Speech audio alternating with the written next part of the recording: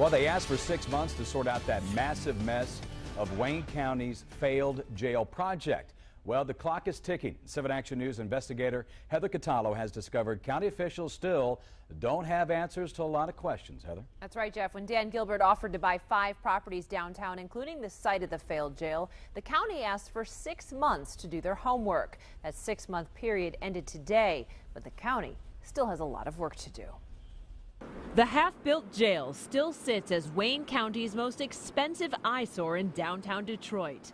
Wayne County Executive Bob Ficano put the brakes on the jail construction last year after learning it was expected to cost $91 million more than the original $300 million price tag. Last fall, Governor Snyder and Rock Ventures developer Dan Gilbert entered the fray, urging the county to move their prisoners to the state's old Mound Road Correctional Facility on Detroit's east side.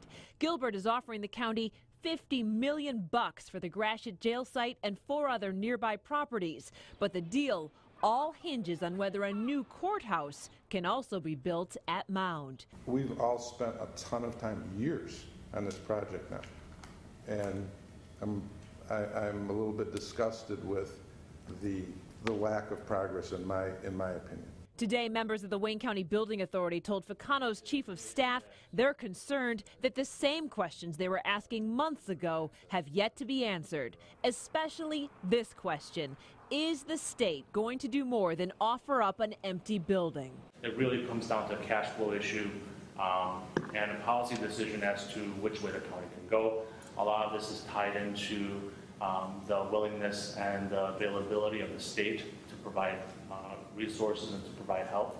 Ficano Chief of Staff June Lee says they still have no firm commitment from the state of Michigan about backing bonds to help the county get a better deal when it comes to financing a new courthouse. The state has expended an extraordinary amount of capital, both political and monetary, on the grand market. Another question still not answered. If the county sells Gilbert the downtown properties, will the city cut Wayne County in on the tax revenues? No one seems to have the answers yet.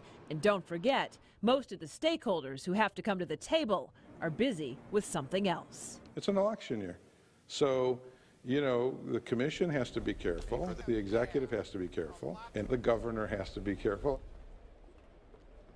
Even though the 6-month due diligence period ends today, county sources are telling me they hope to know more from the state by July 3rd. Right now, the cost to move everything out to Mound Road, that includes the jail, the courthouse, the sheriff's headquarters, and the prosecutor's office, will total more than $533 million. That's money Wayne County just doesn't have. So the state's going to need to do something if they want Dan Gilbert's entertainment mecca to take over the gateway to downtown. Joanne? Thank you, Heather.